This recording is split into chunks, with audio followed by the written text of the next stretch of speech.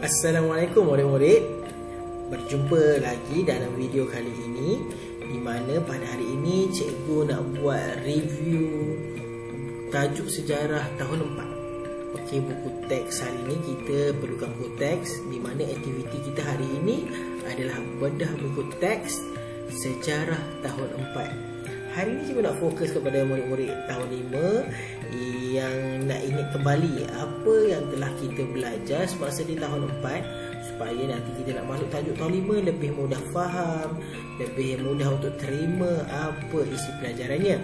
Jadi hari ini, untuk tajuk hari ini, cikgu dah susun dah objektif yang kita akan perolehi hari ini, iaitu boleh lihat dalam PowerPoint kecil ni yang cikgu sediakan juga untuk memudahkan kita set apa nota-nota yang penting yang kita keluarkan daripada buku teks sejarah tahun 4. Okey, objektif pelajaran hari ini, murid dapat menghuraikan kebijaksanaan Tun Perak dalam membina kegemilangan Kesultanan Melayu Melaka. Okey, itu antara objektif pelajaran hari ini. Jadi, apa pula kriteria kejayaan yang ingin kita perolehi? Okey, di mana pada akhir pelajaran hari ini, murid akan dapat menjelaskan nilai kepimpinan Tun Perak yang boleh dicontohi, dan juga murid dapat menguraikan kepentingan taat setia kepada seorang pemimpin. Baiklah, jadi kita teruskan pelajaran kita hari ini berkaitan dengan kebijaksanaan Tun Perak. Okey, dalam tajuk kebijaksanaan Tun Perak ni, pada muka surat 148 ini dah tertulis dah kebijaksanaan Tun Perak. Jadi macam mana kita nak huraikan, macam mana kita nak cari isi-isi penting, mari kita sama-sama bedah buku teks kita hari ini. Okey, dalam tajuk kebijaksanaan Tun Perak ni, pada ayat yang pertama ni, ini adalah secara ringkas bagaimana kita nak cari kebijaksanaan Tun Perak ini yang merangkumi 5 aspek. Okey, yang pertama iaitu dalam bidang pentadbiran, seterusnya dalam bidang seterusnya dalam bidang pertahanan, kemudian dalam bidang diplomatik, yang keempat agama Islam, dan yang kelima mempertahankan Kesultanan Melayu Melaka. Okey, dalam kelima-lima aspek ini kita akan perhalusi, kita akan cuba galilah. Okey, apa yang menyebabkan 5 aspek ini, kita nak cari bukti kebijaksanaan Tun Perak itu sendiri. Baiklah, yang pertama, kita pergi kepada perkara yang pertama, pentadbiran. Okey, kalau tengok dekat buku teks, okey, pentadbiran dia dah nyatakan, okey, Tun Perak berjaya mewujudkan. Okey, ni kita tengok contoh dalam bidang pentadbiran, apa kebijaksanaan yang kebijaksanaan yang dinyatakan. Okey, cikgu juga sediakan slide PowerPoint ni untuk keluarkan apa yang terkandung dalam buku teks. Yang pertama, contoh yang diberikan, Tun Perak berjaya mewujudkan kerjasama yang erat antara Sultan dengan pembesar dalam pentadbiran. Itu contoh kebijaksanaan Tun Perak. Okey, seterusnya kita dah lihat kepada contoh,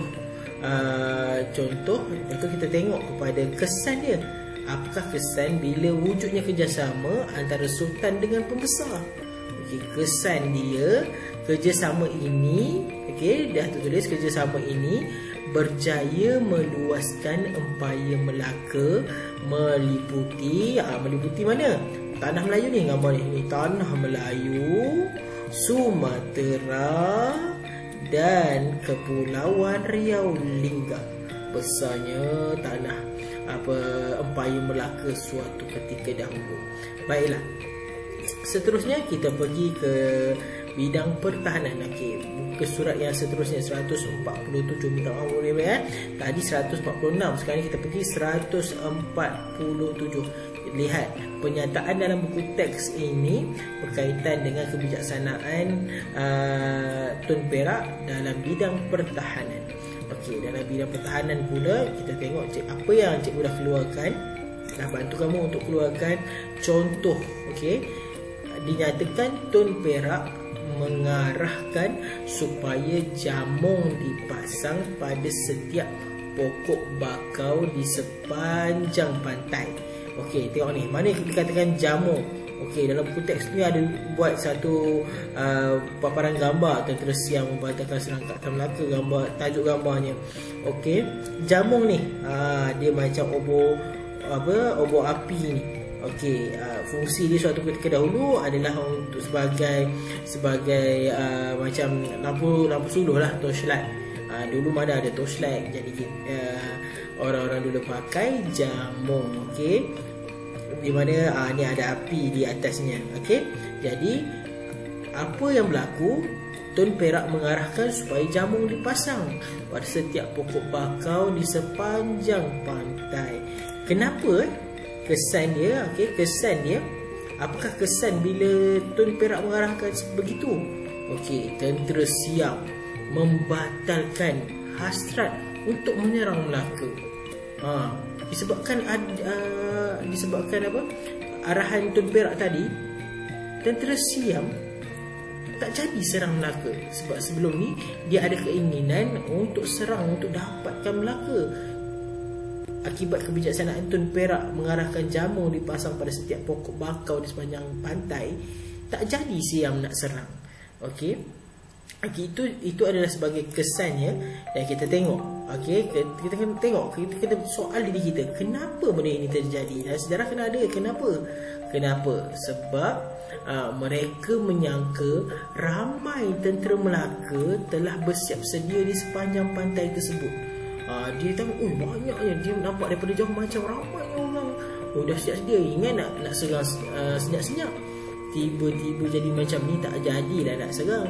Kena patah balik, kena berundur lah. Sekarang nak pasal-pasal semua kena tawan. Okey, jadi kat situ kita lihat bagaimana kebijaksanaan Tun Perak ni dia dah dapat fikir lebih awal lagi. Okey, baik. Kita pergi kepada aspek seterusnya, iaitu diplomatik. Okey, dalam aspek diplomatik, okey, kita tengok pada slide sikit. Okey, diplomatik di mana contoh yang diberikan dalam buku teks. Okey, contoh yang diberikan, Tun Perak berjaya mengekalkan keamanan dan menjamin keselamatan Melaka daripada ancaman luar. Okey, pernyataan dia bagi tahu Tun Perak ni dia membantu mengekalkan keamanan dan menjamin keselamatan Melaka daripada ancaman luar. Bagaimana benda ini terjadi? Okey, persoalan dia bagaimana? Jadi apa yang tertulis buktinya, Tun Perak menulis, okey, dalam catatan sejarah ada menyatakan Tun Perak menulis surat kepada Raja Siam untuk menjalinkan hubungan persahabatan dengan kerajaan Siam. Okey, jadi bila dah tulis surat, dia minta boleh jalinkan persahabatan. Orang nak kawan dengan kita kan, orang dah minta baik-baik nak kawan dengan kita, takkan kita tak nak kawan. Okey, mesti ada kesan daripada jalinan persahabatan tu. Jadi mungkin Siam dah tak nak berperang dengan Melaka, boleh berdagang dekat Melaka. Itu antara kesan-kesan yang baik yang kita boleh fikirkan. Okey, dan dalam pada masa yang Tun Perak menulis surat kepada Raja Siam tu, okey, apa yang terjadi? Okey, kita lihat apa yang terjadi kesannya. Ni Raja Siam, dia tulis ni, Raja Siam menyambut baik hasrat tersebut. Jadi bila Raja Siam dah menyambut baik hasrat tersebut, ini membuktikan berlakulah hubungan diplomatik yang baik, dan kesan dia Siam dan juga Melaka mungkin dapat berdagang dengan baik. dapat berurusan sekiranya ada peperangan, boleh minta bantuan daripada kerajaan Siam. Okey, betapa bijaknya Tun Perak. Dengan hanya menulis surat, mungkin dekat situ dia rendah diri, dia nak mohon kerjasama daripada kerajaan Siam dengan menjalinkan hubungan persahabatan. Okey, baik. Kita pergi kepada aspek yang keempat yang seterusnya, iaitu agama Islam. Okey, aspek yang keempat, agama Islam. Okey, dalam aspek yang keempat ni, contoh yang diberi dalam buku teks. Okey, tengok, kita baca sama-sama.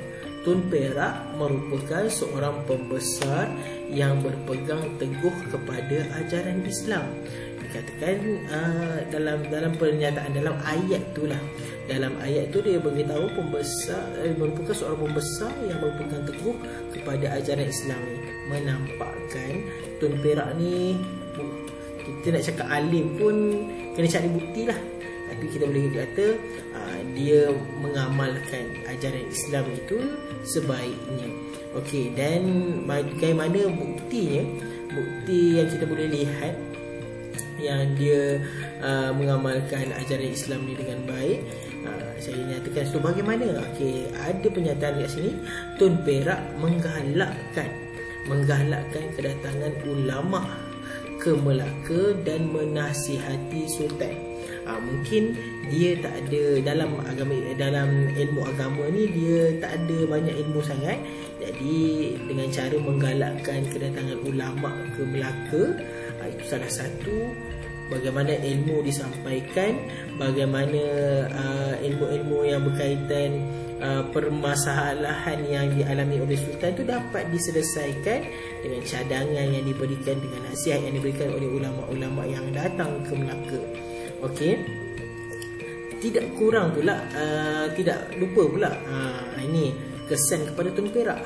Kesan kepada Tun Perak, dia nak panggil ulama tu datang, adalah orang kata ada kesan kepada dia juga, di mana Tun Perak juga menasihati sultan supaya memerintah kerajaan mengikut ajaran Islam. Bila dia belajar, ulama datang, dia tumpang belajar, jadi dia nampak pentadbiran ni bila dia ikut ajaran Islam. Itu salah satu bukti pun dah jelas dulu. Melaka pernah menjadi sebuah empayar yang besar yang dikenali di seluruh dunia. Okey, jadi kat sini cikgu suka nak menarik perhatian kamu. Kamu tengok dalam buku teks tu, dia ada bahagian glossary ni. Tadi jamung. Okey, jamung yang ada maksud kat sini andang atau suluh, macam lampu suluh lah. Ataupun kalau cikgu bahasa sekarang kita panggil obor lah. Obor tu kan dia macam ada api atas dia. Fungsi dia sama untuk menerangi sesuatu kawasan tersebut. Okey, kita pergi kepada aspek yang terakhir. Aspek yang terakhir iaitu yang tertulis dalam buku teks itu sendiri, mempertahankan Kesultanan Melayu Melaka. Bagaimana mempertahankan Kesultanan Melayu Melaka ni? Dikatakan kebijaksanaan Tun Perak mempertahankan Kesultanan Melayu Melaka ni. Saya harap kamu semua boleh dengar dan cuba fahamkan di mana berlaku satu peristiwa. Kita pun dah pernah tengok video berkaitan dengan Tun Perak, berkaitan dengan anak dia. Okey, di mana contoh peristiwa yang berlaku, peristiwa Tun Perak mempertahankan Kesultanan Melayu Melaka dalam peristiwa anaknya Tun Besar. Anaknya namanya Tun Besar dibunuh oleh Raja Muhammad. Okey, dibunuh oleh Raja Muhammad. Okey, apa yang berlaku?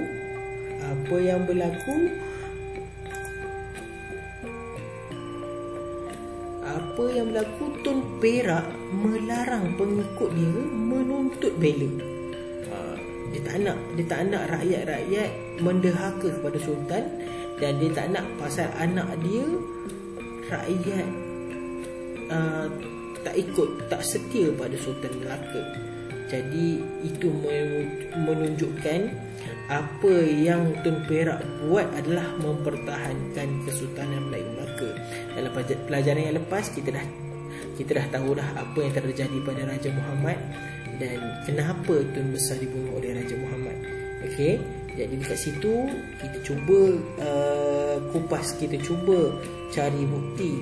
Kita nak tengok bagaimana dengan peristiwa itu boleh mencetuskan satu tindakan keputusan yang kita kata waras bagi seorang pembesar yang bijaksana seperti Tun Perak. Okey, bila dia kata dia larang pengikutnya menuntut bela supaya dia tak nak rakyat derhaka kepada sultan, dan dah tulis juga kesan dia, Tun Perak meminta pengikutnya setia kepada Sultan Melaka. Bayangkan kalau satu negeri Melaka itu mendahaka kepada sultan, bagaimana Kesultanan Melayu Melaka akan bertahan ketika itu. Jadi bijaknya Tun Perak, dia menggadaikan bukan setakat jiwa raga dia, semua diserahkan kepada Sultan Melaka. Okey, taat setia dia kepada Sultan Melaka. Okey, itu 5 aspek yang kita boleh kupas dalam buku teks berkaitan dengan kebijaksanaan Tun Perak. Saya harap kamu terus setia untuk melihat apa yang kita nak bedah dalam buku teks ni lagi. Sebagai penutup, cikgu nak kaitkan dia dengan pengajaran yang kita boleh perolehi lah dalam pelajaran hari ini. Okey, di mana kalau kamu lihat dekat paparan PowerPoint ni, okey, kebijaksanaan dekat dalam buku teks ni pun dah siap dah tulis. Okey, kebijaksanaan Tun Perak dalam mentadbir, mempertahankan kerajaan dan membuat keputusan telah mendapat kepercayaan sultan. Bila dia dapat kepercayaan sultan, sebab itulah Tun Perak antara bendahara yang mentadbir Melaka di bawah ramai Sultan Melaka. Okey, dan di sini ada satu lagi glosori. Dia tanya apa itu desta. Desta sama lah juga dengan tanjak ataupun tengkolok macam cikgu pakai ni. Ni tanjak. Okey, jadi tengok masyarakat pada zaman gambaran masyarakat pada zaman dahulu, dia ada pakaian dia tersendiri. Okey, jadi itu sahaja untuk bedah buku sejarah tahun 4 pada video kali ini. Semoga kamu mendapat ilmu pengetahuan yang berguna dan kamu boleh mengingati apa yang dipelajari. Okey, bila kita menggunakan buku teks ni, banyak juga ilmu-ilmu yang kita boleh kena kupas lah. Kalau baca je mungkin tak faham. Jadi kita cuba kupas, kita cuba gali dan cari bukti yang terdapat dalam sumber yang kamu ada. Okey, buat setakat ini itu sahaja. Semoga kamu semua boleh teruskan dengan menjawab soalan kuis yang cikgu sediakan, dan kita jumpa dalam video yang akan datang. Salam sayang daripada cikgu. Kita jaga jaga diri baik-baik. Okey, amalkan SOP, dan Assalamualaikum.